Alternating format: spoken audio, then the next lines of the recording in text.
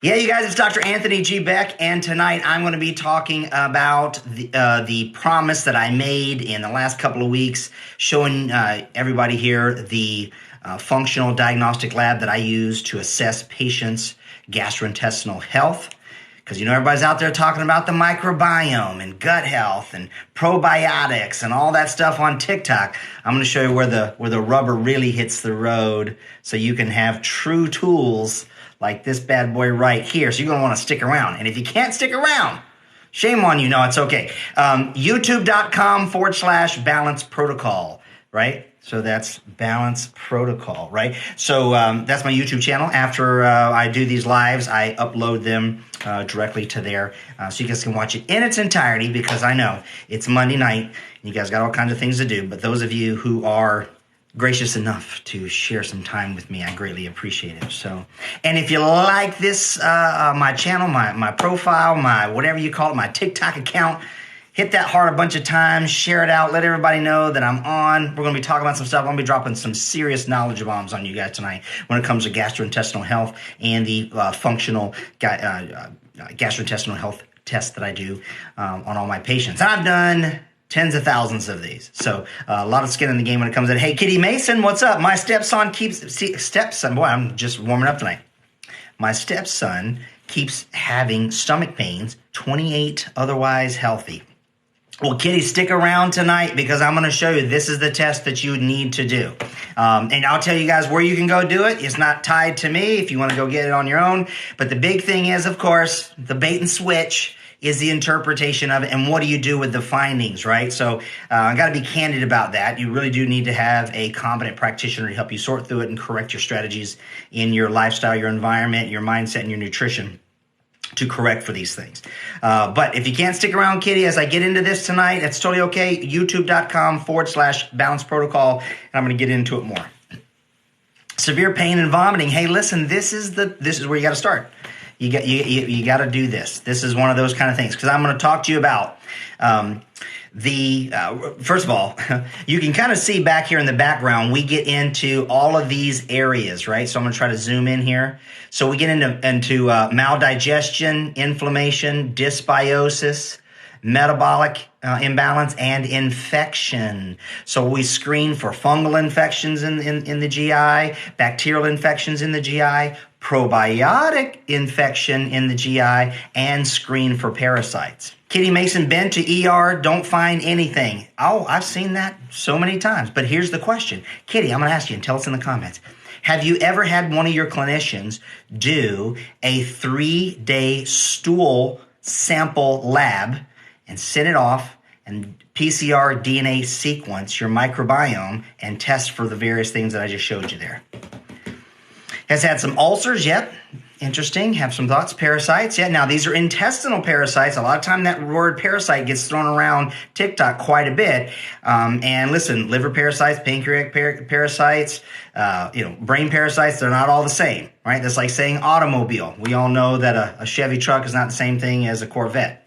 Right? No, I want this, but they are stubborn. Well, then fire their ASS. Boom. If you guys ever have a physician who is not doing what you want them to do, because remember, the lab coat stethoscope people, they work for you, and you can hire and fire them at will. Okay, now, I understand when you want somebody else to pay for it. That's called insurance, right? So third-party reimbursement, whoever pays the bills makes the rules. And so oftentimes my colleagues won't do things because they're not going to get reimbursed for it. Now, here's the cool thing.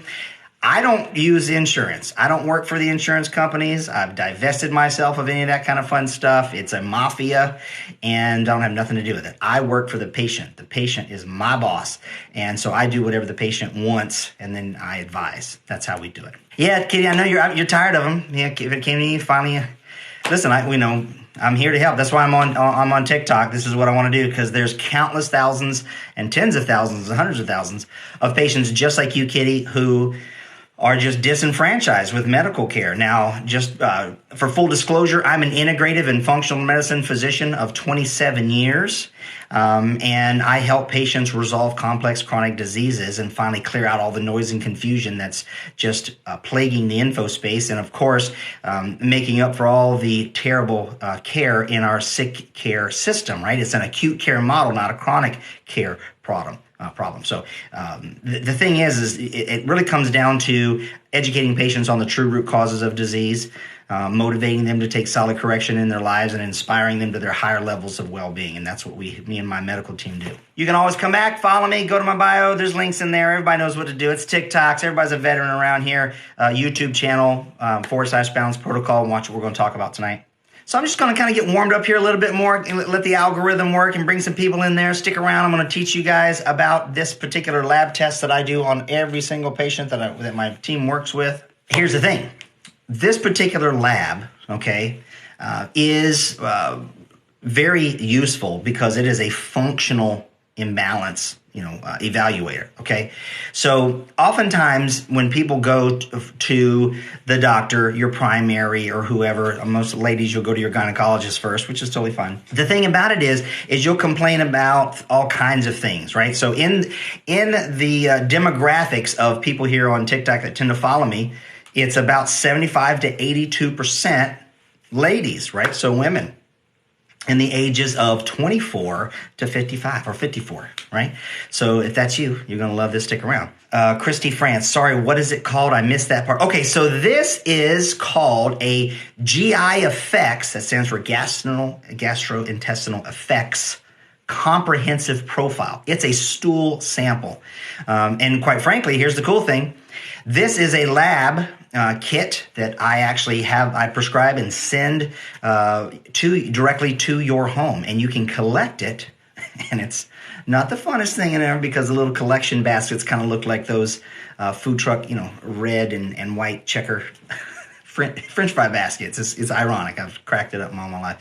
So anyways, it is a 3-day stool collection sample that sends off your stool sample to the lab, and it takes about 3 weeks to get the results back. But they DNA sequence your whole microbiome, and they check for a whole bunch of different functional biomarkers that I'm going to share with you guys here in just a second.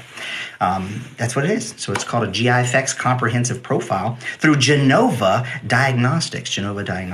Now, one of the things here on TikTok is that, like back to what I was talking about, demographics, by far and away, good 80% of GI or gut health complaints come from women, which I find very interesting. And because people most of the time don't realize that things that are being complained about in the GI are due to the fact of how you're built when it comes to the actual physical structure of your body and stuff like that. Ladies don't tend to have as solid or dense of a core, so they're going to be complaining more of bloating, gas, distension, things like that. Men, it's going to be more of just pain and farts, right? So, ladies, it's bloating, it's GI, and that kind of stuff. So it all has to. A lot of it does have some connections to the physical and mechanical portion of the GI. Lynette Taylor, what's up? Shay, nice to have you back. I think I recognize that name.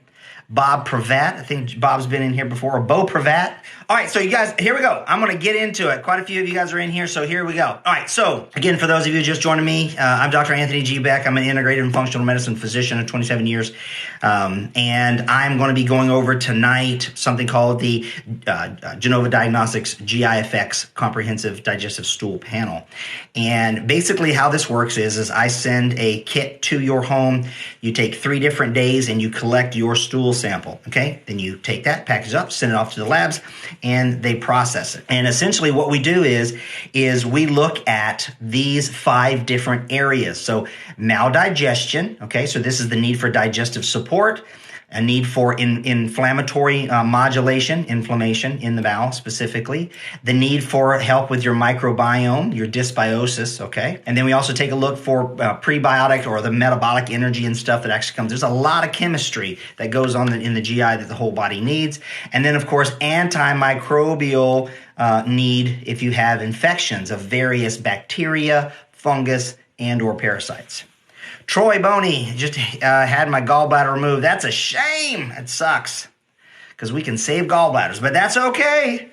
we can evaluate where you're at with that and give you the support. Because basically what the gallbladder does, it stores bile that's produced in the liver. Remember, it's a bladder. It's a gall bladder. So the bile salts. So your body still is making them. It just doesn't have a whole bunch of them in collection and ready to go when you're sitting through boluses of food from eating on a regular basis. What states do you practice in? Christy, so I don't practice in any state. Okay, so what I do is I am a consultant, but I see patients in every state of the United States, Canada, and all around the world. We have patients in Dubai, Spain, Portugal, UK, Ireland, New Zealand, patients all around the world. So we're not limited by any geographic area. I like chips. Order your test through Genova yourself. Don't need to go through anyone. Okay, so that's kind of correct. So you cannot order it through Genova. So you can't do that. Genova does not order those kits. But what you can do is you can go to directlabs.com and order it on your own. You don't have to go through anyone. So directlabs.com, and you can get the GIFX 2200 from Genova Diagnostics. So you're kind of correct, Chips. So you can't go to Genova and do it. You can't order it through them, but you can go through Direct Labs. But again, absolutely true. So no shame in the game there. However, the interpretation of the lab is one thing. You don't get that when you go it on your own. And then number two, having a skilled practitioner to help guide you through what you actually need to do if and when you have abnormal findings within that lab. Eric Jr., thanks for joining us. Oh, yeah, I'm always truthful. Hey, listen, there's no, and I appreciate you pointing out, listen, my entire job, my focus, and it has been for a quarter century, is to teach patients to not need doctors like me. Or any doctor for that matter. That's the beautiful thing about it.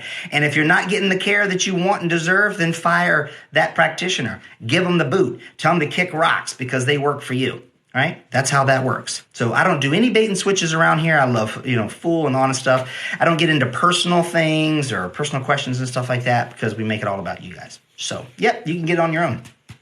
Okay, so back to this particular lab. Let me show you some really cool things because what I do on these TikTok lives is I multi-purpose the content because I record these, and if you guys go to my page, you'll actually see different little snippets from different things. So I love your questions. Please feel free to shoot them out, and most likely I'll feature them in a TikTok that I'm actually going to post throughout the week in the coming days and things like that. So I don't put people's names or anything in there, but if you have a question, I'll read it out there. And matter of fact, I like chips. We'll probably get a custom-made video for that. All right, so check this out, y'all. Here we go. One of the big things that we need to do for a patient is to teach you more about what's going on in understanding gut health. Because you hear people talk about gut health and all wellness begins and ends in the gut. No, you got to start with the gut. That's absolutely not true. How you like that, right? You start your healing journey is air, water, light, sound, EMF, and food. Once you got that addressed, then you move on to the GI. Now that's in Balance Protocol. 2358 framework. And you guys are more than welcome to head over to balanceprotocol.com, and I have a free learning module a series in there. Doesn't cost you anything. There's no bait and switch. Don't even bring your credit card. All you got to do is go there and you can learn more about Balance Protocol and the framework that I use to help heal people from complex chronic disease. Okay? So the thing about it is you do want to move on to gastrointestinal stuff. I tend to stay away from the term gut health because it's really been bastardized out there. And the vast majority of these individuals out there who are talking about gut health, like taking L-glutamine and CMOS and these spore-based probiotics and all these other kind of things, they're not clinicians, number one. They've never seen a patient in their life. And then number two, they're not taking into the broader context of the patient and your complex story that makes you uniquely you. So you got to know a lot more about the patient if you're going to heal their gut. Okay, so I talk about gastrointestinal health. Okay, and I look at it from a functional standpoint. In other words, how is it actually functioning and performing? Not, hey, take this in exchange for this symptom, right? So and all these other things that are out there, such as eat a bunch of fermented foods because they're good for your gut health. Well, if you stick around with me tonight, I'm going to show you why that's absolutely incorrect. Because fermented foods like sauerkraut, kimchi, and kombucha, yes, they can be beneficial to the GI health. However, they can also be just as detrimental. And I'm going to show you how I use this test to differentiate if they're beneficial for you or harmful for you. Pretty cool. what we want to do is evaluate where you are within your pattern. And we kind of break this up into an inflammation-associated dysbiosis score. We call it an IAD, and versus a methane dysbiosis score. And the reason why that's vital to understand is because you'll also hear out there something called SIBO, or small intestinal bacterial overgrowth. And then there's a bunch of practitioners out there who will do a SIBO breath test to assess gut health, which is really smoke and mirrors. It's very much like what I call the Dr. Oz effect, right? Or the Wizard of Oz effect. That was a Freudian slip. Okay, so the Wizard of Oz effect when it comes to doing a SIBO breath test, because it doesn't tell you what's going on all downstream, right? It really is a very limited test, and I don't do them on patients at all. Not at all. And I teach other practitioners not to do it as well. All right, so let's get into the meat and potatoes of this. Okay, here's what's really, really cool. So this particular patient, okay, has a pattern here. So in your microbiome, you have these various phylum. Remember, you guys, you know, genus, species, right? And you have, all the different things. So the phylum. So we break it into things like Bacteroides phylum and Firmicutes phylum. Okay. Now, out there, you'll hear in the space, like everyone has, like, I call them niche pickers, and they tend to have this one shtick, this very obtuse and dogmatic way of looking things, and they'll tell everybody that you should eat a certain diet, right? So the carnivore MD type guy, who's a psychiatrist, by the way, he's never seen patients in his life when it comes to nutrition. But the thing about it is when you tell people to go carnivore, and then people will go and say, hey, oh my gosh, I started eating carnivore and it changed my life and I'm miraculously healed. Yes, that does happen. Then there are some patients, right, like, people like Dr. McDougall or different people, they'll say, hey, listen, you got to go plant-based. And then people will go plant-based and they'll go, oh my God, my health is amazing. I feel so much better now that I've gone plant-based. Yes, that's absolutely true. So what that is proof positive of something known as biochemical individuality. Some patients, for a period of time, will resolve complex chronic health conditions by eating a plant-based diet, and some will have the same recovery, different patients, even the same symptoms, eating a meat or animal-based thing. And here's the reason for it, okay? It's because of the shift in the microbiome that it creates. Now, keep in mind, I have gone over hundreds of thousands of these stool samples, okay? So I've gone across populations of ages, demographic, gender, country, all kinds of things, okay? So if there's one thing I know to be true, and the reason why Balanced Protocol is all about living life in balance, is everybody is a category of one, everyone is unique to themselves, and you have to have scientific data in order to make a recommendation for patients to make adjustments in their strategies in their health to resolve complex chronic disease, much less symptoms, okay? You can't just say, hey, you got to eat the lion diet. You have to eat the perfect diet. You got to do the Mediterranean, the blood type, the whole 30, all that kind of stuff, the autoimmune, the paleo, the keto, all going to have a consequence on the microbiome. The problem is they don't tell you that if you eat a high animal product diet, let's say carnivore, red meat, salt and water, right? The Jordan Peterson stuff, okay? What's going to happen is you're going to have an overabundance like this patient did of Bacteroides phylum, okay? Now, what happens is you're going to see this excessive, this is what we call a probiotic dysbiosis, okay? Heather, same thing. What about low histamine diet? That's a great question. So the question is why does a person need, because we're going on scientific, method here, we form a hypothesis. Do we need to have a low histamine diet? Well, think about this. Well, red meat is higher in histidine. It's a higher histamine diet.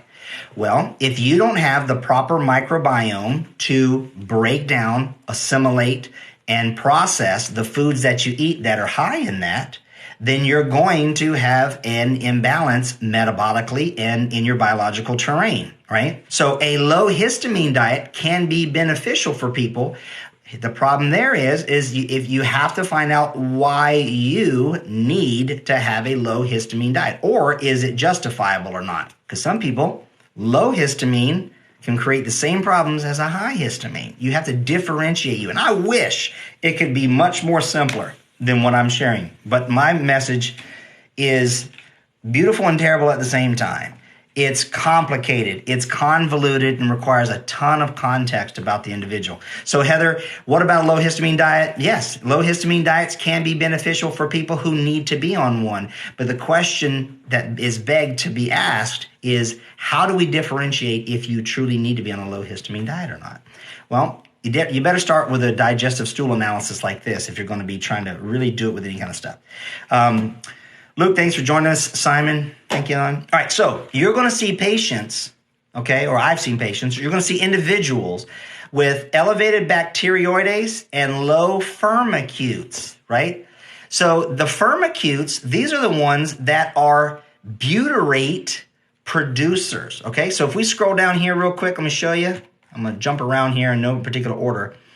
Look at this Firmicutes phylum. See that right there? Well, that's where Lactobacillus. You guys have probably heard of Lactobacillus acidophilus, right? So the Lactobacillus species of probiotics reside within the Firmicutes, okay? And in this particular patient's case, they had plenty of Lactobacillus. Can you see that there? That's that number right here. Boop, boop, boop. They're way up there, okay? Plenty. Right? So you need all these different bacterial genus species to perform their job to do various things that have to do with your immunological systems. That's why you can't just say, well, take zinc for immune support.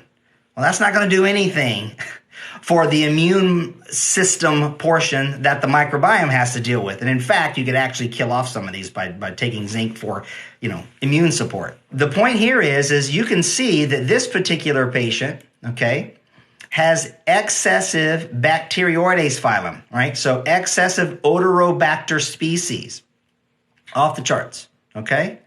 And the reason that is because they were eating a meat-based diet with low fiber consumption. So of course, the meatitarians, the carnivore people, the Dr. Sean, all those guys, they're very obtuse in my particular professional opinion, because what they don't do is differentiate the patient before giving a dietary recommendation. They'll say everybody should eat meat only, when they don't know a damn thing about you, right? So Florida TikTok, thanks for joining us. Barbara, Trina, Philip, what's happening? I'm talking about a digestive stool analysis lab that I do on patients tonight, giving you guys a little insight into that. So anyhow, when you eat a particular diet that's like plant-based or animal-based or keto or in between, there's going to be a consequence to the microbiome, specifically because there's certain microbes that are prevalent in different food sources. Animal products contain microbes. Listen, y'all, there's nothing you could do to get rid of them, okay? Even though they might do a chlorine wash of your chicken before you eat it here in the United States. The microbiome is supposed to be here. We're not supposed to be sterile. The air we breathe, all the surfaces, everything, the water in lakes and oceans and everything, loaded with microbes, okay? It's not sterile. So where you get your food and you breathe your air and drink your liquids is where you're going to get your microbiome. Say that simple. So if you are eating one type of way, red meat, salt, and water, a la the lion diet made famous by Jordan Peterson and his daughter, neither of which have any skin in the game clinically when it comes to this stuff, but they tell the story how it changed their chemistry. Absolutely correct. It most likely did. But is it sustainable over time? No. Just like being a vegan, just like being plant-based, it's not sustainable over time. The reason is because you're going to have a significant shift in what your microbiome is made up of in the about 30 foot of what I call the hooter to the tutor, or the inner tube of the human body, okay? So we have a situation where you've got these various levels of commensal bacteria that's supposed to be in there.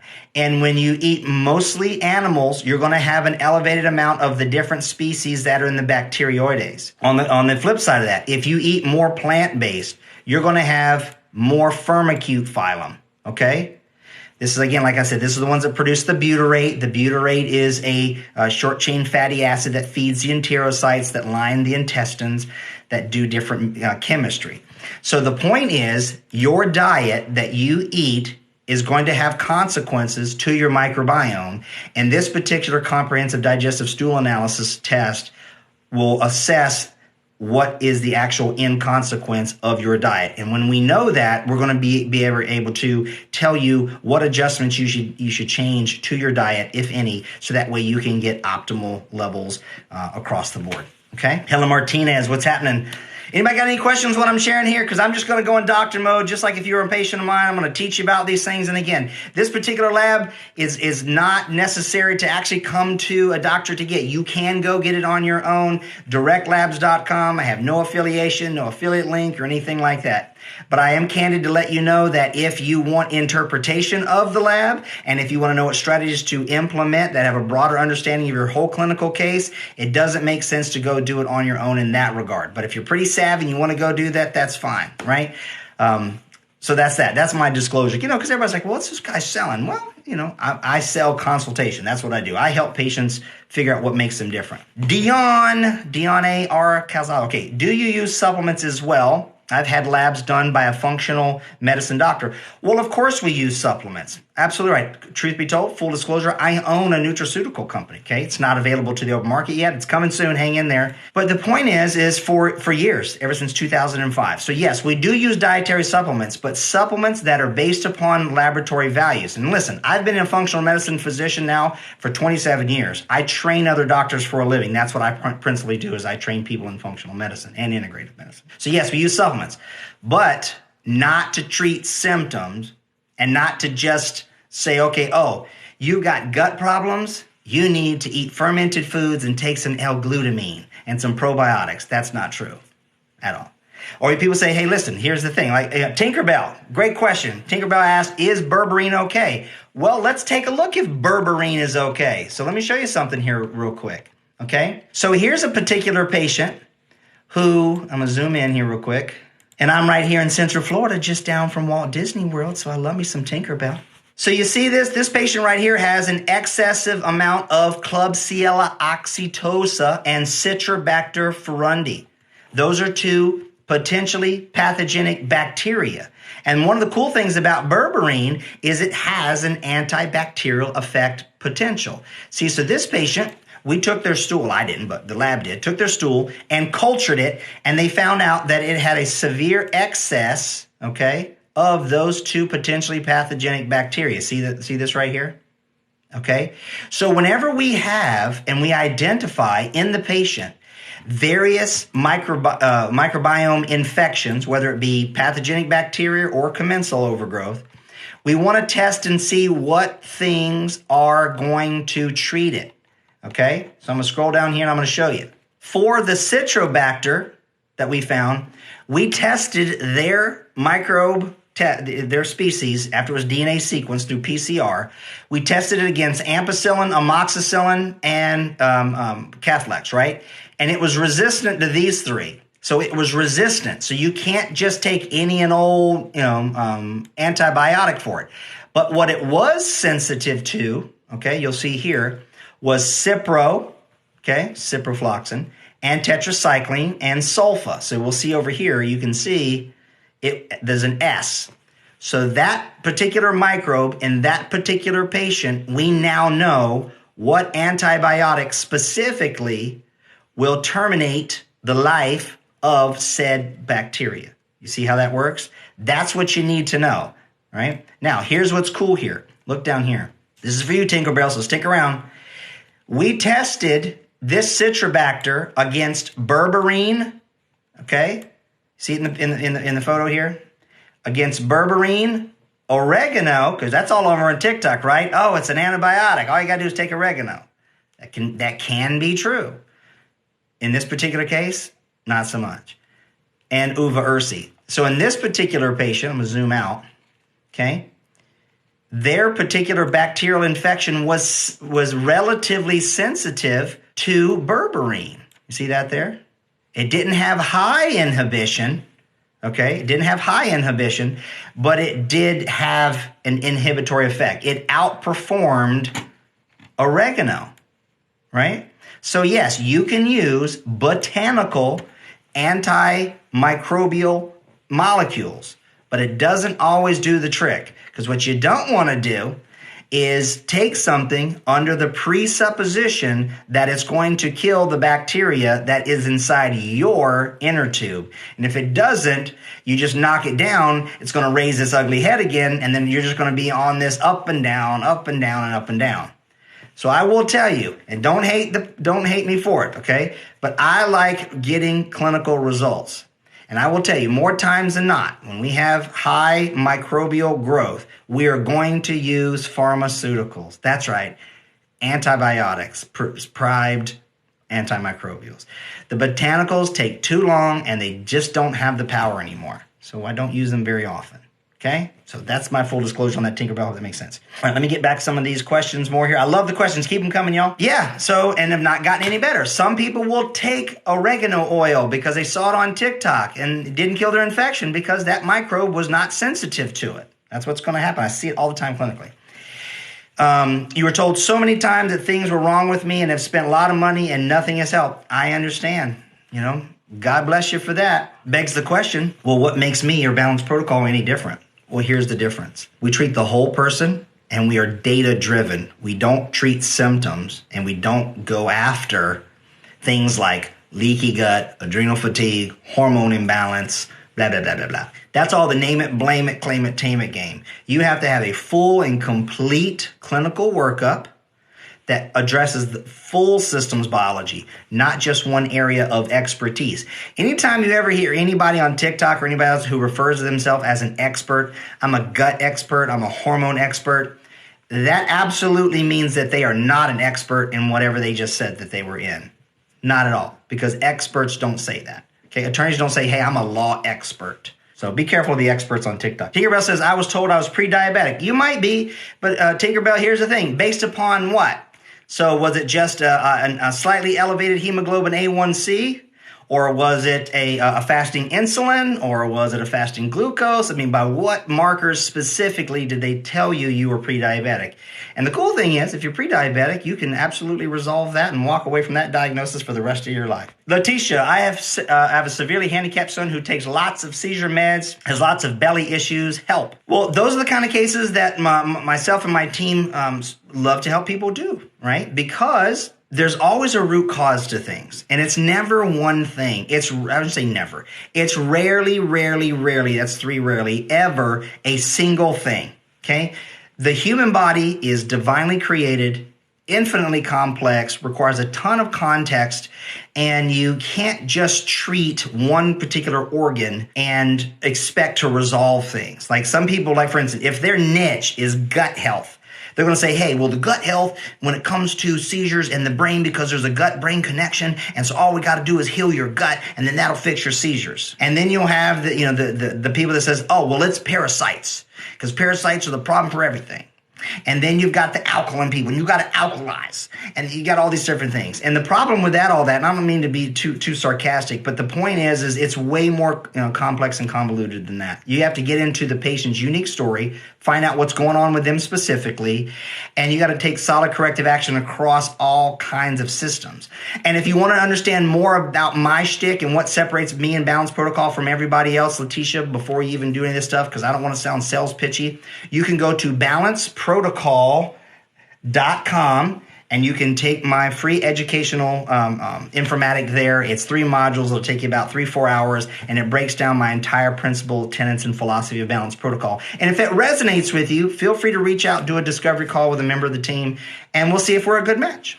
I love how specific and detailed you get. Well, and I appreciate that, because here's the thing. One thing that's missing out there, I believe, in the medical world is the fact that doctors don't have time to be detailed and specific with patients. And why is that? The reason is because you're having your health care paid for by an insurance company. I don't have anything to do with insurance companies, okay? Because it's a mafia thing. They make no money on healthy people at all. So the system is stacked against you to resolve disease. They want you to keep coming back every so many months, and they want to bill, and they want to take your blood pressure and your weight and look in your eyeballs and do different things like that so they can upcharge your billing codes to your insurance company for that visit. And then you're going to get 7.6 minutes with your healthcare practitioner so they can bill somebody else. It has nothing to do. There's no time in the clinical encounter to teach you how to correct these things, much less evaluate what's going on. So I train physicians to teach patients in a very simple, straightforward, not trying to sound all cool and sexy about how smart they are as a doctor, right? Christy France, you prescribe antibiotics or we have to go to primary. Yes, my medical team, if necessary, do prescribe the antibiotics if substantiated by clinical labs. Not on presupposition and sure as hell not on assumptions, okay? Or we show you how you can obtain antibiotics on your own without having to pay a doctor to do so. How much are your consultations? Well, the thing about it, Tinkerbell, is we don't have a rate for consultation. We actually have a discovery call. The cost is $0, okay? So you can find that link in the stuff because the first thing we want to do is make sure that we're a good match. And what I mean by that is we work with individuals who are ready, willing, and able to correct things in their mindset, their nutrition, their lifestyle, and their environment. Because we're not going to just treat a disease. We're not going to work off of a previous physician's diagnosis, and we're not going to refill medications. Our whole objective is to get you off of those and teach you how to live life in balance. So we want to make sure that we're a good match when it comes to that. So we don't work in consultations. I am not a paid-to-play clinician, and neither is my clinical team. Okay, we enroll people in programs. We actually offer various engagements to walk you through a predetermined need. So we go from there. But I will tell you, the first thing that we do after a discovery call, if we're a good match, we start with what's called an integrative, okay, or an initial, if we do the integrative stuff, we integrate an initial comprehensive case review, okay? That cost is $585. Yep, $585. So what we do is we do it through telemedicine, through Zoom conference, and we spend a little bit over an hour going over your case. We take a deep dive into your case. We do some thinking and linking. We recommend what labs we should do, why we should do them, and what they'll tell us. Then we'll talk to you about a literal plan, what you should do moving forward and why once we get those labs. And then we give you, number 5, a couple of different options to work and to hire us. That's how we do that. Can you do this without a stool sample? Lynn, no, can't do it without a stool sample. Got to have some poop to do these things. You can't do it with a finger prick. You can't do it with spit. You can't do it with urine. You can't do it with hair. And you can't do it with, like, Jerry Tennant dangling a pendulum or doing the O-ring test or the arm bar people stuff. You got to get some poop. You know, it's a dirty job, but hey, what do you do? Jody Briers, I'm looking for a natural doctor in Richmond, Virginia. How do I seek and get a good one? Thank you. That's a great question, Jody. So the thing is this. I don't know what a natural doctor is. Okay, so I don't know what that means. So if you're asking me about that, I don't know what a natural doctor is. I kind of get what you're saying, but here's the cool thing. I have physicians that I've trained all across the United States. So if you don't want to work with me and my team, I can match you up with people in different stuff up to and including Virginia. So the first thing to do is have a discovery call. It doesn't cost you anything, no cost, no obligation. And we can talk about your needs more specifically on what that means. Letitia, I look forward to seeing you. Reach out as soon as you can. That would be awesome. Can you help with reversing MS? Shine one day. The question is, can we help reversing multiple sclerosis? The short answer is abso-freaking-lutely. We sure can. Because remember, any type of diagnosis, that's the name it, blame it, claim it, tame it game. So we want to name it something. We want to tell you that you have it. You want to take ownership. It's my MS. And then we want to blame it on something. And then we want to tame it with something. And there's a bunch of people that will want to do, you know, the natural, the holistic stuff and the Terry Wall's protocol for MS, which is garbage. I know it back and forth, and she's in the same realm as me. She's been in the same functional medicine space, and I disagree with her approach. About 60% of it is just horrible. But the thing about it is that's my particular clinical opinion. But MS is just a moniker, a diagnosis of a variety of different symptoms that have not really had a solid, substantive root cause attributed to them. So we don't treat diagnoses or diseases like MS. We treat the whole person in the body, and things like the diagnosis of MS resolve themselves. Thanks for reaching out. I'm sick and tired of feeling horrible, and that's great. Before you reach out, I'm going to tell you this. Go to balanceprotocol.com and go through the Prime course. That way you know what you're getting into. I want people to understand what the approach is of Balance Protocol. We talk about you being a category of one. That context, qualify, quantify, measure, monitor. We have all these principles and tenets. And then once you have the data on the individual patient, there's an order of operations. You just can't start going after, oh, well, it's my thyroid, start treating the thyroid. Well, you're not your thyroid. You're far more complicated than your thyroid. And the thyroid health niche people will tell you your problems and your woes is because of thyroid. So we just need to give you thyroid support. And by the way, I sell you thyroid support supplement. And they haven't told you why it's your thyroid. Thyroid comes way later in Balance Protocol. In fact, out of 1 through 8 keys, hormones and thyroid is number 7. It's way down the line. You have to correct a lot more things before you can ever have a winning chance or a fighting chance at winning against thyroid stuff, right? So my thing about this is if you feel horrible and you're fatigued and you got all these different things, the first thing you have to accept is the fact that you're far more complex, and most likely other practitioners that you've been working with want to give you a diagnosis. They want to call it something, and they want to start treating it with pills, potions, and powders, as opposed to getting laboratory data across your whole body, not just your gut or your adrenals or your genes. Oh my gosh, don't get me started on these gene people out here. That's one of the biggest issues. It's keeping a lot of people spinning their wheels and wasting their time, is they're telling you to make decisions on supplements based upon the mother effer gene or the COMT or your SUOX gene or all these different genes, telling you to take supplements based upon your gene report that they did for $99. It's bogus. Hey, if you guys are learning some few things, tag that heart, share it out to everybody, let them know that we're on. I'd greatly appreciate it. It helps me in the algorithm. Jody, okay, naturopathic doc. Okay, cool, nice. Mick says, is Diagnostic Solutions GI Map a good company? Mick, great question. It's okay. I'm not a big fan of the GI Map. I like the GI effects from Genova. I've done thousands and thousands and thousands of GI maps, okay? Why? Because I want to have profound skin in the game.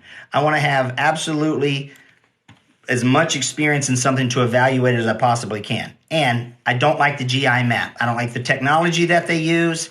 And there's a lot of false positives, and it's missing a lot of information. So it's meh. That's why it's only like $150. This particular lab, somewhere right around $500. Big difference. Can chronic gastritis cause iron deficiency issues? It's a loaded question, and I'll tell you why. But hey, I appreciate the questions. Keep them coming, you guys. So can chronic gastritis, now that's code, right, for gastric inflammation. So that's what the gastritis means. Okay. Can it cause iron deficiency issues? It can contribute to, but is it a sole cause of iron deficiency? I don't believe so. Most people, it's absolutely rare to be iron deficient. The only ones are blood loss patients, particularly menstruating women, okay? That's the only way to have an iron deficiency, is the loss of blood. Iron is everywhere. It's so easy to get, so easy to swallow and drink in your water and your foods and everything else, both plant and animal, heme, non-heme, blah. Iron and what it does in the body is actually governed by another mineral, copper. So most people, 95%, don't truly have an iron deficiency. They have an imbalance in copper. How close are you to Gainesville? Gainesville is about 2 hours north of me. But here's the thing. I'm about 60 seconds away from Gainesville because you can reach out to me virtually. Don't make me drive up there to Gaines to have you as a patient. It's rare that I do that anymore, by the way. But listen, here's the thing, Mick. If you want to reach out to me, you know what to do. Links in the bio. You know how that goes. You can find us there. Start with a discovery call. Go to balanceprotocol.com. Take a look at the Prime course. That way you know what our principles and tenets are, and then we can kind of go from there. All right, so I'm caught up on the questions. Here's the thing. You're awesome. Thank you, Mick. I appreciate it, brother. Hopefully, if I think it's Mick, I don't know if it's a male or female on there. But anyways, where am I located? Tattooed Kisses in Miami. I am on Lake Toho, Picalinga. That's Lake Toho in Kissimmee, Florida. All right, so check this out. Back to the labs. Look at the video. Look at your screen here. Okay, follow me right here. I want to show you something really cool. Have you guys heard of that test? You probably see it walking around, Cologuard, right? The test for early cancer and stuff like that. Well, see this particular marker right here? Where my thing is called calprotectin. Let me see if I can highlight it. I'm going to zoom in here for you. Bang, bang. Calprotectin, right? That is a highly specific marker for inflammation and immunological issues in the bowel. So we screen that on every patient because we want to make sure we're not missing stuff in there. We also look at eosinophil protein X and fecal secretory IgA. Okay, these are very helpful for looking at inflammation and immunological issues. Because oftentimes people say, well, you have inflammation, and inflammation is the cause of disease. That's not true. That's like saying automobiles, okay, are the cause of motor vehicle accidents. There's all kinds of inflammation. Working out and exercise is absolutely critical to every aspect of health. But guess what it is? It's inflammatory. So inflammation gets thrown around a lot. Here's another really cool thing. You see these right here? See these markers, you guys? Right here, it's called gut microbiome metabolites or metabolic. Short chain fatty acids, also known as SCFAs. Things like acetate, butyrate, and propionate. Okay?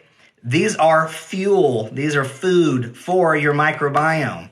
And why people can potentially get benefit from fermented foods is because, let's say you make your own sauerkraut. Let me know if there's anybody who's made sauerkraut down here in the comments. Let me know if anybody's hanging out around here. Megan Wolf, dietitian. Stick around. You'll be loving what we're going over today. So you've probably heard, let me know if you've heard that fermented foods are good for the gut. Has anybody heard that before? Well, here's the thing. I modify that statement and say that they can be. Thank you, Ashley. Okay. Fermented foods can be good for the gut. They aren't necessarily always good for the gut because here's what happens. Let's take sauerkraut. You take cabbage, you put some sea salt. So you take cabbage, you shred it up. Okay. Ashley, hang in there. I'm going to tell you about kombucha here in just a second.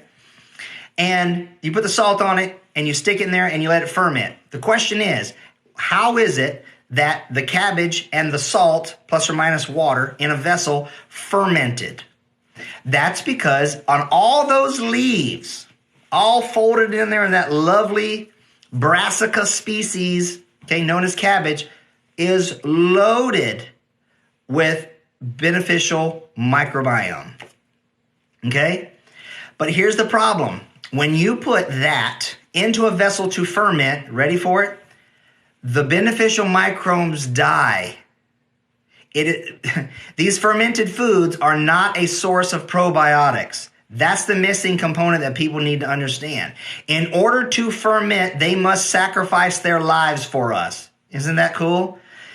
Then what they do is they produce, okay, short chain fatty acids. So that's where the benefit comes from is what they made in that chemistry in that fermenting vessel. So there's a big difference in that, okay? So one of the things that I try to show folks is don't go thinking you're going to get probiotics by eating fermented foods, okay? Not to any large degree. Now, it's not sterile, so some survive, but you're not going to get your probiotics from it. If you want probiotics, what you should do is juice the cabbage. Literally, it is such a healing thing. The sulfur content, the insoluble and soluble fiber, and then, of course, all those microbes living in intact. Juice it through your juicer, whether it's a centrifugal juicer or a compression one, however you want to do it. Cabbage juice is a fantastic source of probiotics when you juice it. So because if you just eat it, you're not going to get the volume. So if you take a head of cabbage and bring it all the way through, that's right, it makes that sound. That's where you're going to maintain the probiotics if you want them. If you want the beneficial short chain fatty acid biochemistry that comes from those microbes, that's where the fermented foods come into play. However, okay, Jalen, it says, do you mix anything else? I sure do. Stand by, I'm going to tell you the secret mix. Maybe we can make this go viral on TikTok where, hey, this is the first guy who started a new TikTok trend. It's cabbage and oats. And I'll show you that in just a second. Tinkerbell says, how about just liquefy the cabbage? Don't have a juicer. You can do that. You can stick it in a Blendtec or a Vitamix and blend the whole thing. Sure, but that gets a little glurky for you, for me personally, for yours truly. Okay, so I'll actually take a cabbage, chop it, run it through my juicer, drink the juice, take the actual cement part of it, and then I'll actually make a chopped salad in there with that. Okay, so I do eat that part. but I want to drink the juice. Okay, so yeah, don't throw away the dredges, right? So the thing is like kombucha, same thing. When you put that Scooby in there and you make the chemistry, the alcohol and the short chain fatty acids are the benefit. It is not a source of probiotics.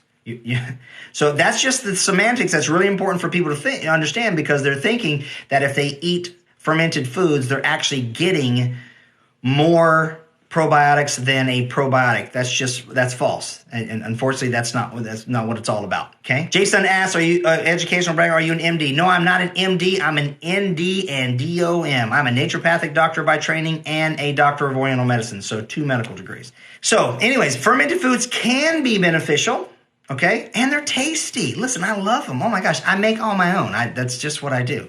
I ferment all kinds of stuff, all the way from lemons to oats to nuts and seeds. I ferment all kinds of things. However, I don't go ferment crazy, because you can absolutely move your biological terrain's chemistry in the wrong direction by overly doing it. Remember, I see probiotic dysbiosis all the time in patients, and in fact, I think I did bring one of these labs here. I can show you right here, okay? Here is an example of a probiotic dysbiosis. This patient here has too much. See this?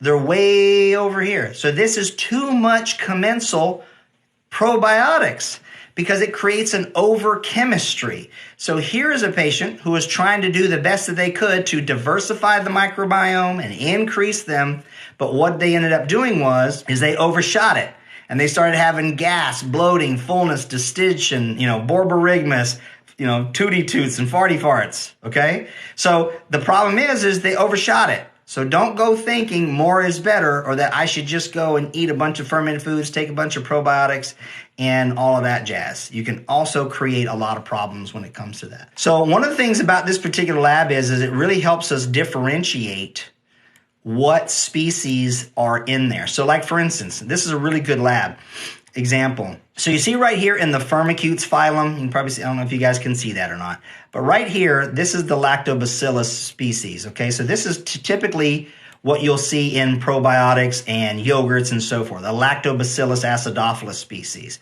So this particular patient, okay, has a significant amount by weight of that particular lactobacillus, but it's a very weak species, because what we do is we take it and we smear it in a little petri dish, and we see if it grows or not. And guess what? See right here, boop, boop, boop, where my thing is moving? There was no growth. It didn't grow. Okay, the E. coli and the bifidobacter, it grew, but there was no lactobacillus growth. So you can have a particular probiotic in your stool in a large amount, but it could be weak. It might not have the metabolic, physiologic, and immunological power to do its job the way it should be. Pretty cool. Anybody have questions on that? Let me show you another one. So then here's the thing. There's another big thing out there. Everybody talks about, Candida. Well, here's the thing. A lot of times it's a non-Candida albicans strain. It's not Candida albicans, okay? There's all kinds of yeast in the microbiome that are supposed to be there, but then there are some that should not be there, and they might not be albicans. Again, if you guys are enjoying this, you learn a couple things, hit that heart, follow me, share it out to people, let them know that I'm on, come learn some more fun stuff, invite them over. Yeah, and these labs, I brought several patient labs, and I redacted the names the best that I could, but anyways, it's pretty common, right? You'll see that there's a yeast strain in the bowel. You can see it's just a little bit of growth. This one here, a little bit of growth. Here, a little bit of growth. So you can have fungal overgrowth in your inner tube, and that can contribute to a variety of different problems in your gastrointestinal health, okay? But the problem is so many people out there are focused on Candida albicans. That's just one particular species of the genus Candida. And going after it properly requires the context of the bacteria that's in there, because oftentimes, more times than not, the Candida that is proliferative in the gastrointestinal tract, and ladies, also into the lady parts. No, I did it. You guys go when I feed, and I talk about how I actually use borax both orally and vaginally. And I called them the lady parts, and everyone was like, what are you calling them lady parts for? Well, because it's TikTok, because some people don't like the word vagina or other stuff. So I'm trying to be nice about things. But the lady parts, we use a variety of things topically for that particular microbial imbalance, one of which is borax. But the thing about it is also intestinally. So caprylic acid and a variety of different things when it comes to like lauricidin and so forth. So to go after any type of microbial infection really requires knowing what type microbe we're dealing with, okay? Because like, for instance, here's a particular patient who has an Enterococcus fecalis infection, right? See that marker all the way over here to the right, okay? So once it gets that strong, we need to know what therapeutic agent will take care of it, okay? So what we did is we did a sensitivity test. We tested it on various antibiotics. You can see all the way here from ampicillin down to Cipro to tetracycline, okay? And these top ones didn't touch it, okay? But these did. Okay, so we know this strain in this patient can be properly treated by ciprofloxacin, sulfa drug, or I prefer doxycycline over tetracycline. But anyways, but look here, oregano, we tested oregano. You know how here on TikTok, everybody says, hey, make your own oregano oil and it's antibiotic? Well, guess what? In this particular patient, oregano oil fails. It has low inhibition. It does not have the ability to clear this infection. So all the people out there who will tell you, hey, oregano for infection, it's an antibiotic. That can be true, but it can also be false. And if you waste your time taking those things, because listen, I love oregano, it's amazing, but it can also be detrimental. You can't just keep taking oregano every day to supposedly fight off stuff. Same thing for garlic. It can create a lot of problems in your blood chemistry. Right? That's because you're a unique individual. Stop treating diseases. Stop treating diagnosis. Treat the whole person. That's what Balanced Protocol does. All right. Any questions on that, you guys? Because I got all this stuff. I'm going to be on here for a little bit longer. I prefer to answer questions than to sit here and just, dissertate. So again, for those of you who have just been here, I'm going over a very cool lab. It's called a Genova Diagnostics GI-FX Comprehensive Stool Profile, where we take a look at a variety of different markers within the patient's poop sample. Because if you do indeed, okay, first of all, let's talk about something. Has anybody here heard of leaky gut? How about that? Everybody here is wondering about leaky gut. What do you think about leaky gut? What's the whole story of leaky gut? Tell me if it sounds a little bit like this. You eat those highly processed GMO corn chips known as, Doritos or Cheetos or Takis, and your body doesn't break them down. You get these large particles that go through that leak through your intestinal wall and get into the blood and create all this, autoimmune things. Does that sound about right? Well, here's the funny thing about that, okay? Intestinal permeability is a real thing, but those big food particles are not getting through and going into the blood. That's a big misnomer. Leaky gut is by far and away one of the biggest misnomers that's out there, particularly in the TikTok world. Stacy asks, what's your thoughts on Eat for Your Blood Type? Well, Stacy, that was created by my colleague, Dr. D'Adamo, back in circa mid-1990s when I first started. And unfortunately, it is erroneous. It's not true. Now, if you don't believe me, what if D'Adamo himself, the guy who wrote the book, Eat Right for Your Blood Type, came out with another book talking about genetics where he actually said, hey, I was wrong and it's not true. That's what he did. So you can go get his latest book and see where he admits that the blood type diet is not true. I know, it's a shocker. Because it's so big of a brand, the supplements, the website, the book, it's a cash cow. They just let it keep running. Because it's kind of entertaining, right? It's the same thing with all these gene people. So you got people like example, Gary Brecka. He's got 10x your health. And he says, take my gene test and I'm going to tell you what supplements you can take for that. He gives everybody the exact same supplements regardless of your genes, based upon my experience and the people who've actually done the labs. Okay, could be wrong. Okay, but the problem is that's what people like to do. They want to give you a cheap, quick fix that supposedly is the problem for you and everybody else, as opposed to having the guts, like Balanced Protocol practitioners do, to say, hey, we don't know. but we have a framework and a clinical method that will allow us to take you on a journey to discover what is going on with you. Because they can't tell you. You can't do it based upon your genes, your blood type, where you're from, geographic location, or any of that. You're far more complex than that. Sinza, I'm glad I came across your page. We'll be in touch. Oh, I love the little thing. I got a couple of daughters myself. You know, we do fun stuff like that. I'm glad you came across me too. Go to balanceprotocol.com and go through my Prime course. No cost or obligation. So that way you know what me and my creation Balance Protocol is all about. Because I want people to be empowered with knowledge and understanding, straightforward, full disclosure on what my shtick is, right? Sarah, what do you think of hair mineral analysis? I think it can be a very valuable tool. I have done hundreds of thousands of hair tissue mineral analysis in my time. But again, hair mineral analysis, it depends upon what lab or company is doing it. There's only two that are worth a damn. All the other ones suck. Like for instance, this particular company that I'm showing you guys this lab here, Genova Diagnostic, don't get their hair tissue analysis. It sucks. It's bogus. It doesn't work. Okay. Okay. But the thing is it can be useful. However, hair mineral analysis cannot tell you what you should or should not eat. It can tell you what supplement or not to supplement.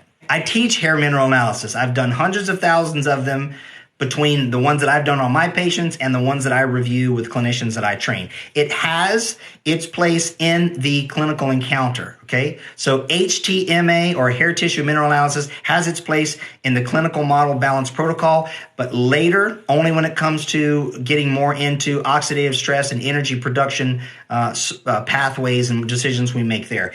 Hair tissue mineral analysis cannot tell you what you should or should not eat in any way early on in the clinical case. Like for instance, your GI panel is going to give you far more information than that will. But it is a useful tool. Wendy, what's happening? Sarah, thank you. I appreciate the love and the sunshine. Because listen, I know there's a lot of talking heads on TikTok. So for those of you who come here, you hang out with me and you go to my page, you watch the stuff, you like and comment. That's what I'm here to do, is to serve. I really want people to be educated, motivated, and inspired. That's my whole jam. So I appreciate when you guys love what I'm saying. I don't know everything. Okay, that's the beautiful thing about it. Why? Because you're unique and no one can tell you what to do unless they know more about you, right? There's little certain things, right? Like look both ways before you cross the street. Do you recommend Parasite Cleanse? Cynthia Washburn says, do I recommend Parasite Cleanse? Well, absolutely. Let me give you an example on this panel. I'll kind of show you. Look at that right there. See all these parasites that I screened for? There it is. See that? Parasitology at the top. We go for the nematodes, and we go for the roundworm genre. We go for tapeworms, flukes, protozoa. This particular patient had a whole bunch of blastocystis going on. Many detected. Okay, we screen for entamoeba, giardia, crypto. In this lab, we screen for all of those. But the question is do I recommend Parasite Cleanse? Yes, just like I recommend automobiles, just like I recommend shoes. But what's the difference? Okay, well, here in Florida, sometimes we're going to wear some flip-flops as shoes. Sometimes we're going to wear rain boots, right? It depends. The term parasite is not descriptive enough, and neither is cleanse. This lab looks for intestinal parasites, and there's certain therapeutic agents, both botanical and or pharmaceutical, that can address GI or gastrointestinal, inner tube, hooter to the tutor parasites. Others, it can't. For example, if you go and get you some wormwood, black walnut hull, blue tansy, etc., that's not going to get a whole lot of different parasites in liver, brain, eyes, ear canals, all kinds of places. It's not going to touch it. I get everybody talking about these parasite cleanses, but just like tires, there's different tires for different automobiles. And I don't mean to be cocky or condescending. I just really want people to understand that, yes, parasites are a real thing. They're prevalent. Cleanses of parasites don't work for everybody because they're not doing them right. And there's a lot of nuances to it, okay? Do not parasite cleanse if you're not moving your bowels 3 times a day. If you think you're just going to take some herbs and fast and take some plus or minus binders, because some people aren't realizing that you got to have binders or not, that's fine. But if you're not moving your bowels A minimum of twice a day. It needs to be 3 times a day. If you're going after parasites anywhere in the body, then you're doing it wrong. That's why you can't just do a parasite cleanse by taking a couple of little drops. Doesn't work. I've seen so many people fail. Jeneth says, you can't see it. Can you make it bigger or switch? Okay, so yeah, let me try to make it bigger for you. Sorry, a little delay there. You know, the thing is, if I get enough people to follow and like and share, TikTok will actually give me a stream key. But until then, I have to use this little bitty window that they put in here for people. So I apologize. I'm not all big and bougie yet. So there's that. All right, so I'm just going to show you here in this particular lab. So look at all these different ones, these different genus species that we actually look at, okay? So now again, this is in the stool, not in your liver, not in your brain, etc., not in your skin, okay? Because there's all kinds of different parasites. That world is so diverse you wouldn't believe it, okay? But we see these all the time. I see blastocystis a lot, cryptosporidium, we see dientamoeba a lot, we see giardia a lot, okay?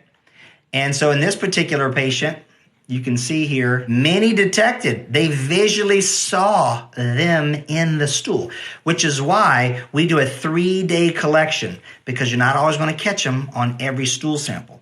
So that's the reason why I don't like the GI map. So if you're still sticking around here, somebody earlier asked me about the GI map stool test, not a fan of it. You need 3 separate days, 3 separate, sausage logs coming out, so that way we can screen for them properly, okay?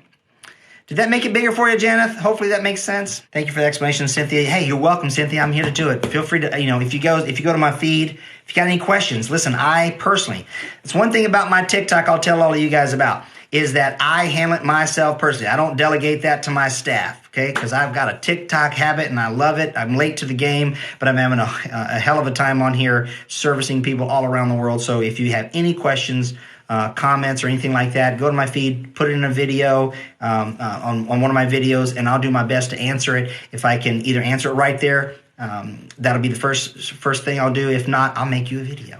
Sarah asks, in your opinion, why isn't it common in the U.S. to deworm? Example, Mexico, it's common to use Vermox. I love Vermox. It's a great medication. Okay, so the thing about it is that, oh boy, that's a loaded question. It's not common in the U.S. because the U.S. has a different medical mindset. That's why. I don't like to go along the lines of the conspiracy that because big pharma wants to keep people sick for everybody. There is some of that. I agree. I mentioned it earlier in this show. The thing about it is it really comes down to the model of medicine that we use. Because remember, when you have a complaint, you go to the doc, you get a very short period of time. It's 7.6 minutes. That's the number. Okay, that's literally in what they tell the docs. You got to get in and out of that room, because you're going to have to see 30, 40, 50, 60 patients in a day if you want to make your little $45. Okay, because that's what it is. It's a numbers game, because that's all they're going to bill for insurance. Okay, so in that encounter, it's $45. So if they get 30 of those in a day, that's how they make the money. All right. So in the United States, they don't deworm because they're more focused on, if they don't have worms, if we don't see the worms, we're not going to treat it. Well, and that's unfortunate. Let's see here. User and a bunch of numbers says, I have a jug water filter. Do I need to remineralize it? A jug water filter. If you aren't using a multi-stage reverse osmosis filter, then you are not properly filtering and mitigating your water. Okay? Berkeys don't work. Okay? Kangen waters are horrible. They don't remove anything. All they do is electrocute the water, and they add calcium sulfite so they can make the acid in the alkaline stream. It doesn't remove anything from treated water. They're literally taking tap water, electrocuting it, and have people drink it. The thing about that is yes, you always have to remineralize your water. Minerals are the most critical thing of it. Remember, there's 4 things in Balance Protocol that we emphasize: vitamins, minerals, amino acids, fatty acids. Because when everything goes down to the lowest common denominator, it's those 4 things, okay? And minerals, out of all 4 of those, I find are the most important. They're things that are on the periodic table of elements, and that's what we are made up of. So minerals and evaluating your mineral status is absolutely critical. So if you're removing everything from your water, you're removing all the minerals, you must put the minerals back in. Can you reverse bone deformities and inflammation in the joints due to arthritis? Thank you in advance, Janet. Sometimes you can, sometimes you can't. There are certain cases where you can. I'll give you one. Sherry in Texas, patient of mine. She had a very severe infection. She actually had a seagull pooping some water that she ended up drinking. It seized up all her joints. It is a huge inflammatory situation. And at the end of the day, literally her bones froze up. She even went to the doctors and they put her under, did surgery, unfroze all her bones, ended up freezing back into it. And now they're fused, right? So they call that arthritis. So the thing about it, there are times when you have an inflamed arthra or joints to where it's not going to be reversed, but we can take away the pain or reduce it significantly. It just all depends. Sarah asks, do you feel like there's a connection in women who have anxiety and imbalances in hormones? Well, of course, absolutely. There is a connection to that because when you have a variety of different hormonal imbalances, it can yield and produce and lend to, contribute to a lot of different things. And on the same thing with that, if you have nutrient deficiencies, stressors, microbes, allergens, toxins, different things like that in the body, it can contribute to hormonal imbalances. So it's like this vicious cycle. So absolutely 100%. But again, don't treat hormones specifically without understanding what's contributing to imbalancing the hormones. And that's the semantic that's really, really important to focus on. Right? Don't just go, because I've done bioidentical hormone replacement therapy since 2005. It's one of my National Medical Board certifications, by the way. And at the end of the day, when it comes down to it, hormones is a big topic, a big genre, right? So we want to make sure what hormones we're talking about. Diana says, should 2 years be enough time to see changes and better health after a plan and many supplements? Well, don't assume many supplements. But yes, 2 years. Yep. Most of the time, it depends upon how it goes. I will tell you, you need a good solid year. But in 2 years, without a doubt, if you're still having trouble after 2 years of doing what you're doing, I don't think that you've been doing the correct things, especially if estrogen dominance. Well, an estrogen dominance can be thrown around too much. Let me give you ladies an example of that. Okay, so let's say we have these two particular balancing and competing hormones, estrogen and progesterone, and they're both supposed to be at this particular level to be balanced, okay? This is the normal line. Well, if I have elevated estrogen relative to progesterone, that can be an estrogen imbalance. But if both of them are deficient, you can have an estrogen dominance, but it's still deficient. And so that's the part that's really critical to understand is when you're looking at hormones, you just can't think about if it's dominant or not, but it's relative to other hormones that balance it out and in the broader context of across systems. Yes, one hormone can affect several. That is the truth. Yep. But all hormones are governed by the metabolic and enzymatic conversion pathways and receptor bindings relative to them. And guess what? All of those are determined and, mitigated by fatty acids, amino acids, minerals, and vitamins. Diane, I'm glad you agree. I'm glad you think I'm correct. Makes sense. Cool. That's pretty fun. So one of the other things I like to show here about some of these labs, this particular one that I'm talking about tonight. So one of the things that we also have to understand is that when it comes to foods that you eat, we have this one immunoglobulin A. So we call it fecal secretory IgA. And sometimes it can be elevated, right? And you might not have a bunch of symptoms per se, but you can have an uneasy gastrointestinal status from some of the things that you're eating that you might think or assume are healthy. Like you have to be like, they got healthy fats, right? Coconut oil and avocado and chia seeds and turmeric and, lemon and sea moss and all these other kind of things, right? That's what they say.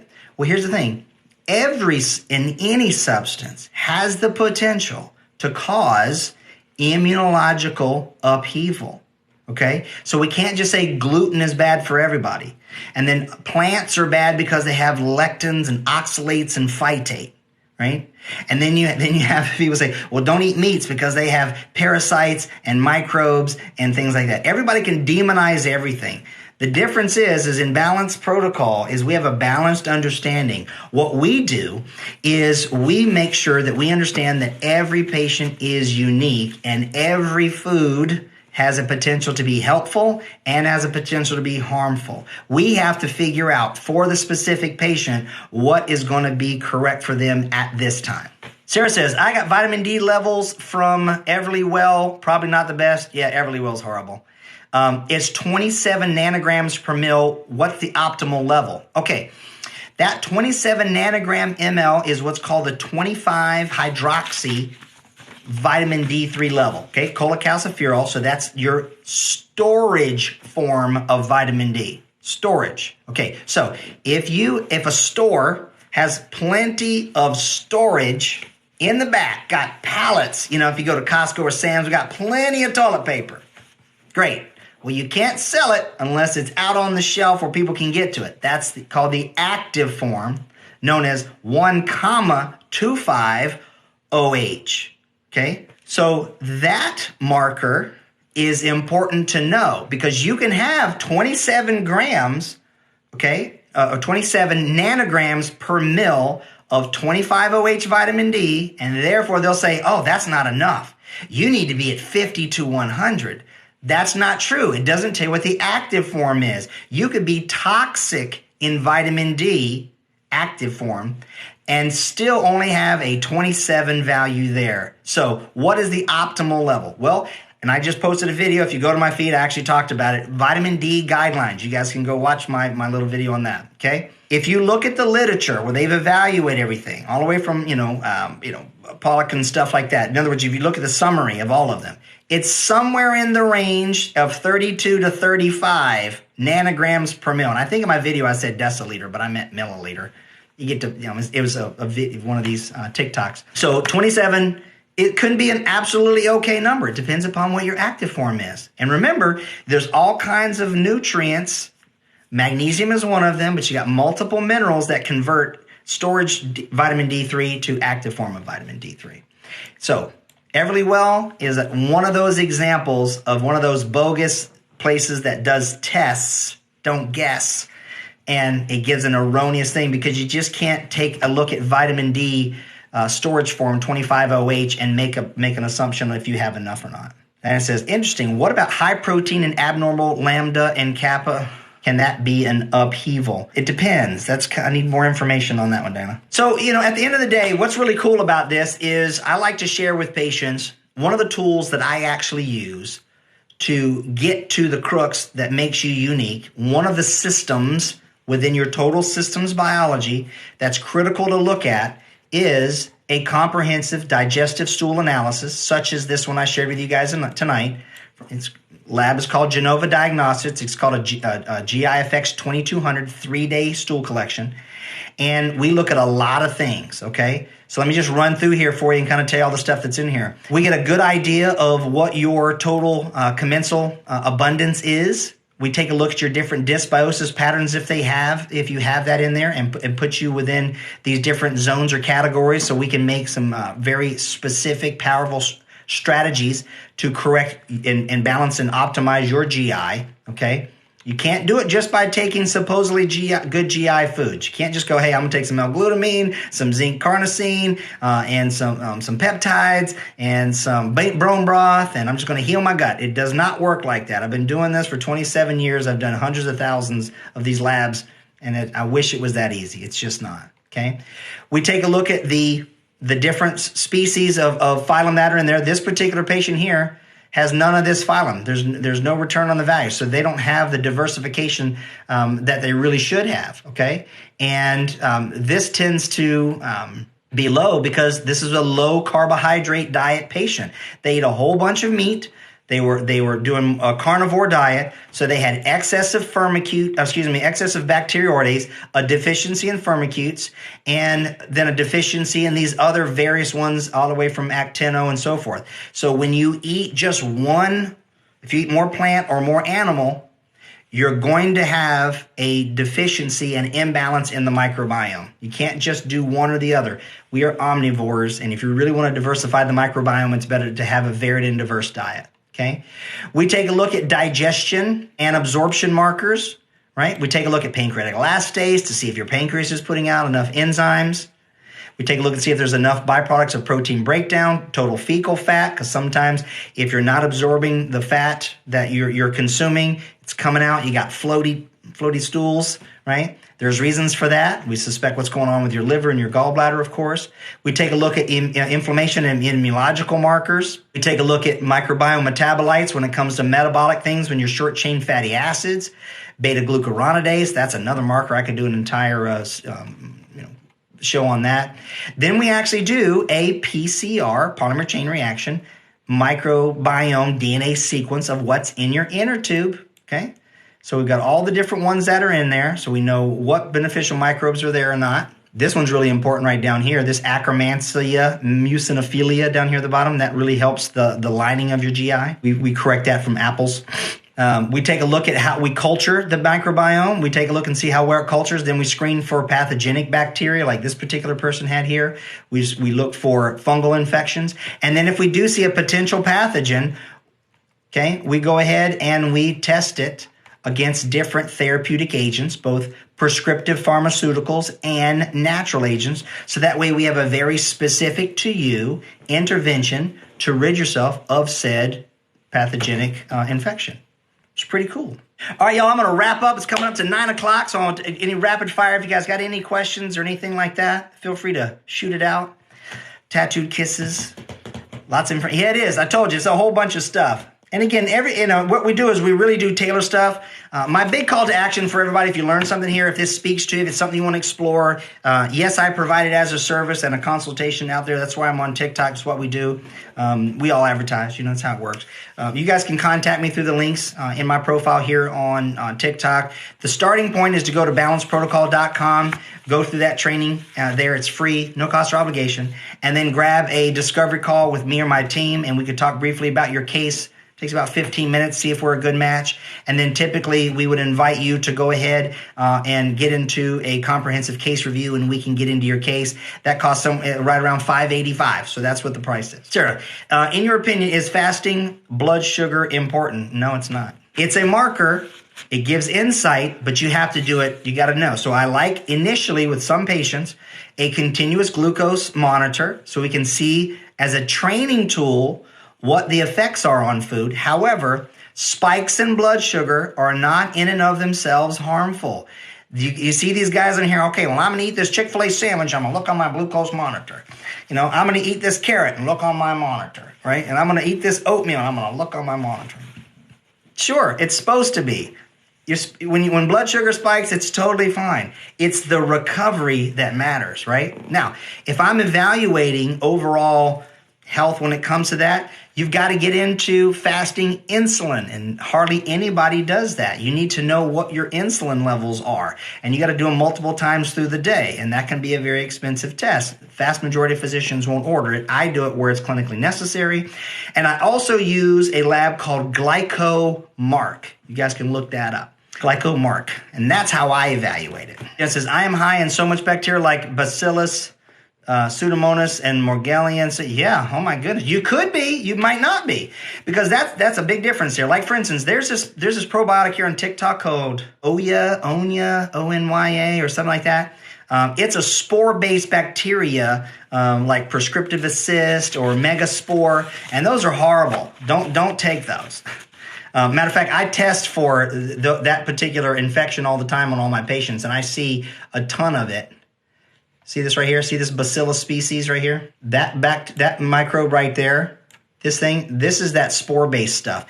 They don't populate. They're not part of the normal microbiome. They sound real cool and sexy because they have different names other than Bifidobacter and Lactobacillus, but that's just all selling shtick for those kind of stuff. Those are not beneficial in the vast majority of patient cases. It's just another shtick. See, everybody wants to stand out and be different, right? I mean, yours included, right? That's the reason why I did Balance Protocol Prime course. I said I want people to know how and why my shtick is different, because that's really critical to understand, right? Yeah, this lab is great. It's a part of what we do for patients in a workup, but it can be more than that. Remember, I don't want people to think that this particular lab is the end all to big end all. It's just one of several that most patients really need to do and evaluate as part of a full and proper workup. Okay? So that's it. So think about it and consider. That'd be great. AJ and Kyle, I like when the fellas come in. Most of the ladies ask all the questions in here. I will have to say that. In fact, this is the sort of stacking my pages. This is my anti-parasite protocol with pharmaceuticals. I use 3 different pharmaceuticals. This is why I actually teach clinicians and stuff like that. It's pretty cool. These are some of the labs that we actually went over on patients here just recently. So these are live patients that we've actually seen here recently. It's pretty neat. Attitude says, I noticed recently when you're on my cycle, I get lightheaded and feel dizzy. What do you do in this? Well, again, we assess systems biology. We have to take a look at what the status of your autonomic nervous system is, what your electrolytes are, what your environment's like. Circadian rhythm has a lot to do with, feeling lightheaded and dizzy. There's a lot of things to it. Various EMFs in your environment can be contributing to it. Cell phones, Wi-Fi routers, excessive body voltage, magnetic fields, that can be contributing to it. Your food, your blood sugar control, your sleep, your sexual health. There's tons. Yeah, there's a lot to it. I really do wish that it was a simple answer. See, and I know a lot of people would say, hey, well, Doc, listen, I'm feeling lightheaded and dizzy. What can you give me? Right? Me is here. What's up, me? TV docs mess me up bad. Yeah, they tend to. And listen, it's one of those kind of things where the litmus I like to teach out there is your doctor, your physician, your caregivers should first seek to understand the complexity which is you. What separates you from everybody else? Not putting you in a box to some diagnosis, which is a rubber stamp, to a list of symptoms that you're complaining about. Okay? That if you start treating symptoms, and you start treating diseases and names and getting into diagnosis, that's where most patients are lost, because they're like, hey, doc, I have tinnitus or tinnitus, right? Or ringing in the ears.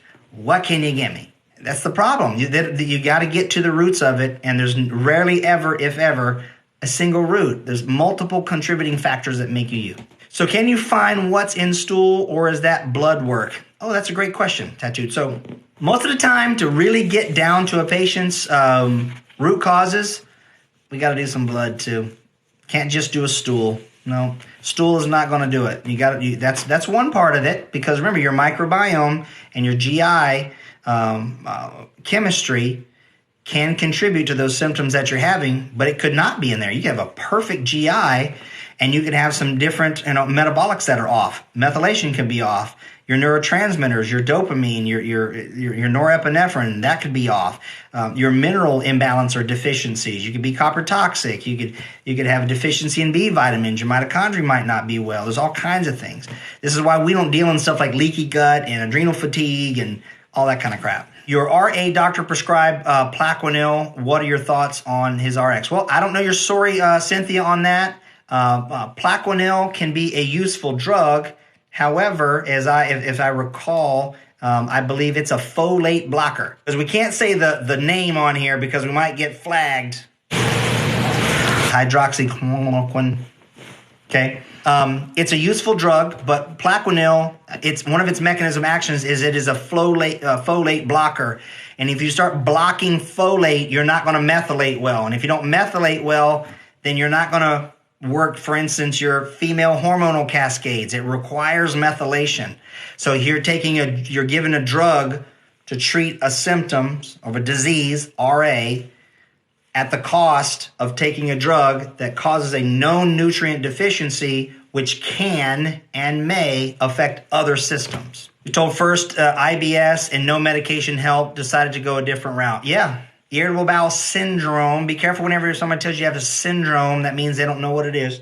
Irritable bowel syndrome. Well, irritated bowel because of what? Parasites, bacterial infection, fungal infection, loss of tolerance to certain foods. There's so much more to it.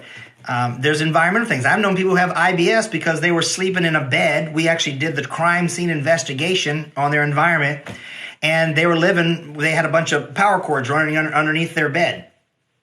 And they had about 5 to 6 volts of stray voltage going through their body all night while they were sleeping. And when we got rid of that, guess what happened? And we did some other things, of course. IBS gone. So there's more to it than there's environmental factors that come into play. Let's see here. Boom. Have you noticed more patients complaining that meds aren't working since the vid? I don't subscribe to the, if you guys want to, my take of the videos that they've left up, youtube.com/balance protocol, you could see how I called that hoax all the way back in March of 2020. Some of the videos are still there. All of them are still on Rumble. So if you want to see everything I've said about vid, you can go to rumble.com/balance protocol. So I don't believe the narrative at all. No, but I'm seeing a ton of people who got we've had horrible destruction in their systems biology. Is there a way, Rebecca, thank you for your question, is there a way to regulate hormone levels after stopping medicine that reduced estrogen for 9 years? Absolutely, there are. Yep. But again, hormone levels, what hormones are we talking about? So I always got to make sure there. So it depends. Are we talking about metabolic hormones? Are we talking about endocrine hormones? Are we talking about steroidal hormone pathways? We need to know more about your story, more about which one specifically, and we assess those. But all hormones, I don't care if it's thyroid, pituitary, or your ovaries, okay? All of those are nutrient dependent. So we have to address and assess all of your nutrient status, all your B vitamins, all your minerals, all your amino acids, all your fatty acids, first, and your environment, and your lifestyle, and your dietary habits. Then we move on to the gastrointestinal health, because the GI is where a lot of that stuff happens. Ladies, your hormones have a huge, and all of them, particularly the steroidal hormones. Matter of fact, I'll give you an example real quick while I got you here. Let me show you something. You see this right here, this marker? Let me zoom in. If you guys watch my little video right here, okay? There's an enzyme here called beta-glucuronidase. Okay, see that ACE? That means it's an enzyme, just like lactase, protease, amylase. You get my point. Beta-glucuronidase is an enzyme, and it can get upregulated, like in this particular patient. Okay, see it highlight that right there? And if you have elevated beta-glucuronidase in your bowel, when your body and your liver dump out excessive steroidal hormones such as the estrogens, plural, remember there's not just estrogen, there's estrogens, that will actually deconjugate those packages of hormones and cause you to reuptake it. So you're not going to balance hormones if you do not correct what's going on in your gastrointestinal tube, ladies. It's not going to happen, okay? It's going to be all up and down. Some days will be great, some days are not. And you could do all the little fun things and stuff, seed cycling and so forth and so on, and fasting and yada, yada, yada. If you don't correct the microbiology that's going on in your inner tube, you're going to be hell-pressed to be able to balance your testosterone, progesterone, estrogens, all of that stuff. It's just not going to happen. So yes, one of the reasons why hormone balance escapes so many people is because, like, well, I'm just going to take some Agnus castus. I'm going to take some black cohosh. I'm going to do some red clover. I'm going to do some soy isoflavones to balance my hormones. How is that going to affect that? It's not. So this is a factor that is a missing factor in so many, female patients that I've had over the years, why their hormones never come around. Acne, headaches, PCOS, all kinds of fun stuff, because the hormones that they're processing and dumping to get out of the body through the stool are getting reuptaken because of the microbiome is producing an enzyme that unpackages it and makes it take it back into circulation. Let's see here. Great questions, y'all. This is marvelous, marvelous. What test would be recommended if I'm a first-time patient, if I'm tired all the time to do so? The first thing out of the back, I would do something called a Nutrival plasma. Tattoo Kisses, that's the test that I showed last time in there. And I did the whole review of it. You can go to Balance Protocol YouTube channel. See where I talk about that. Nutrival plasma, that's what I would do. That would be your first test. Turnaround time on that test is 2 weeks. The cost is $550. Not from me, but directlabs.com. You can go get it there. Okay, but if you want me to interpret it, we have to be engaged in some way. In order to do that, you got to do a comprehensive case review first. Sammy K, free blood. I wish there was free blood. Rebecca, estrogen is high, causing gallbladder issues. I would actually reverse that, Rebecca. I would say gallbladder issues are causing estrogen to be high. Schedule a call. Great. Love to see it. I appreciate all the, you're my number one person. You see your little thing right there on there? I want you to feel normal again too. And like I said, I'm here to honestly tell you, I don't have the answers, but I know how to find the answers. And it's not simple or easy. I wish it was, and it's one of those kind of things. And that's tough when you've gone to all the different people, functional docs, the nutritionists and all that stuff. It's hard. Feel like you're not there. Dan says, I understand. I pray one day I'll feel normal again. I am too tired. Well, that's my prayer every night before I go to bed every night. That's what I do is I pray and I ask, Heavenly Father, to put people in my pathway whose lives I can change just like yours. That's what I do, right?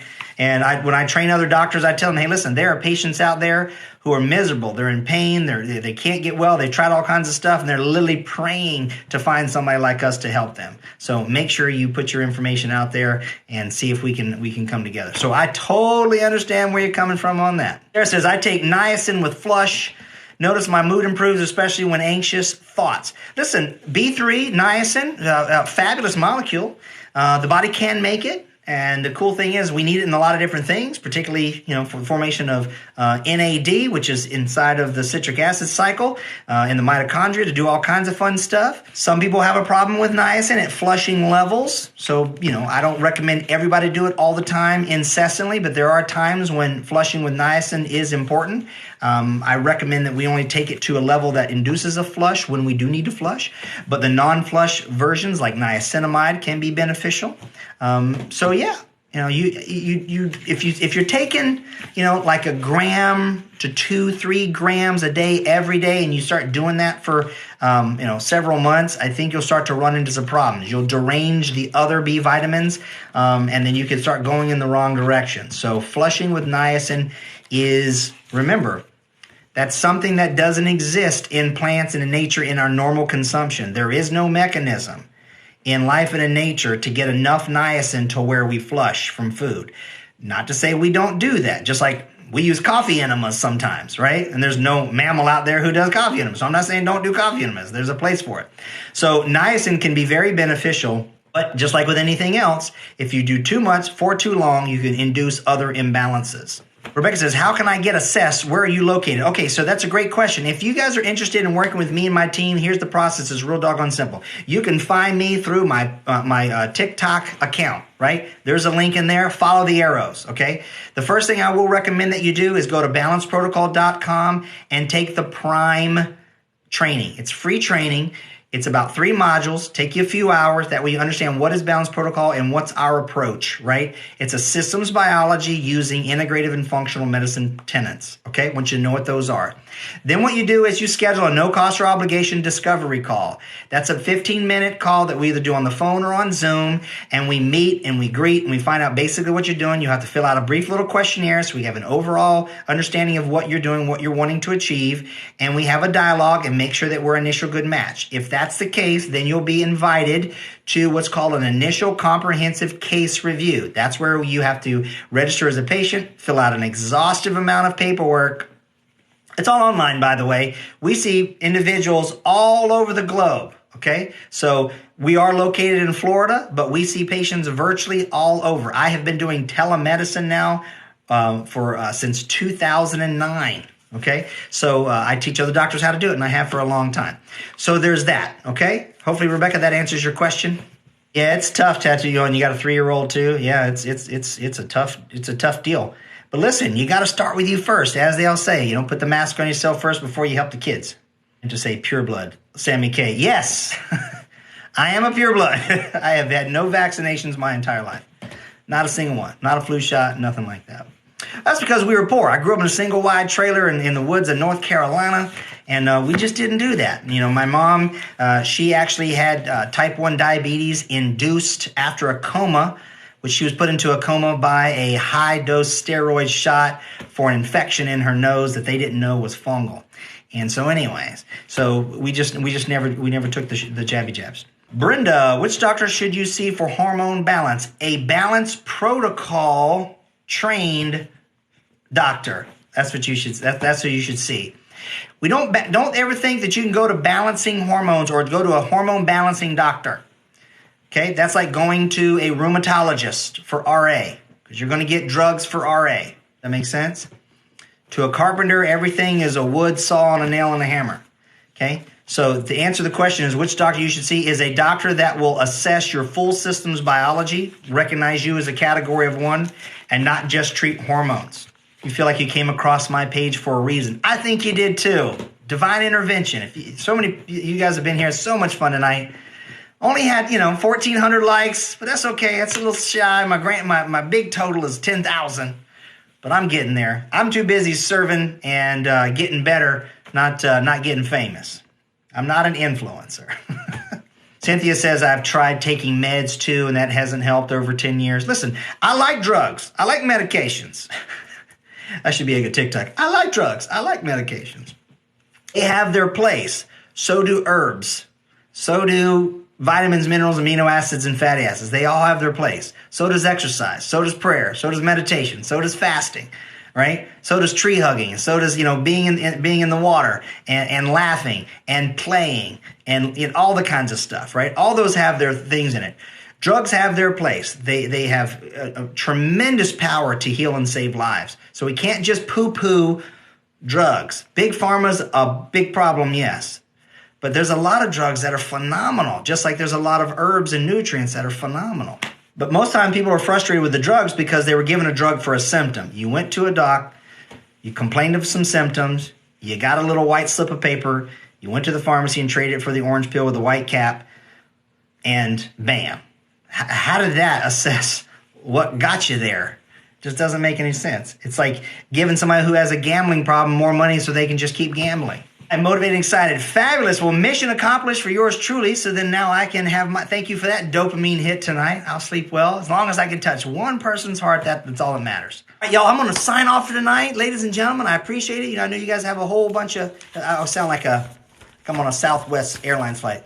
We know that when you fly the friendly skies, you have choices, and we really appreciate you choosing Southwest Airlines. No, I know there's a lot of people listen to on TikTok and follow. There's a whole bunch of stuff on here. I'm not the only one. And I'm always appreciative of those of you who hang out with me and stuff like that and allow me to serve you. I will be on here each week. I missed last week because I was having fun with my family. I had stuff I had to do. It's Florida, baby. And so generally I'm here Sunday and Monday nights. I might come back on tomorrow. We'll see. Again, tonight we went over the GI, gastrointestinal health panel test that I do on all my patients as part of a proper clinical workup within my method known as Balance Protocol. You can learn more about that at balanceprotocol.com. If you want to see this whole show in its entirety, you can head over to YouTube and rumble.com/Balance Protocol, and it'll be posted there sometime tomorrow, okay? All right, Sammy K, good to see you back in. Got a pretty picture on your little thing there. I always like that. But hey, listen, you guys know how we close it out. I appreciate you. I love you. Until next time, live life in balance.